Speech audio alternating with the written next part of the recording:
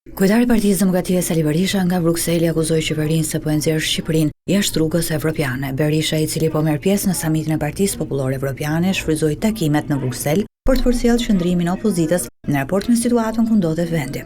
Zhvillimet në Shqipëri janë zhvillime dramatike të cilat në çdo aspekt e nxjerrin Shqipërinë jashtë hapësirës europiane.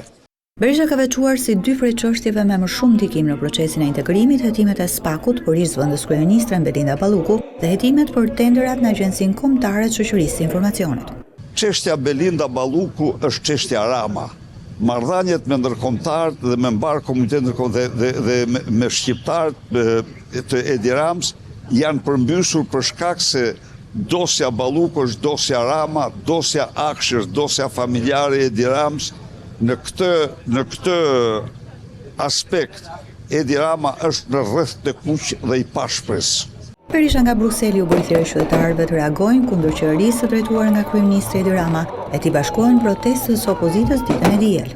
Fryzoj këtë rast për të bërë thirrje shqiptare 22 marsi në kryengritën tonë paqësore të ngrem zërin fuqishëm, të ushtojnë Shqipëri dhe në Europë dhe në botë zëri proteste, zëri kryengritëve paqësore shqiptare.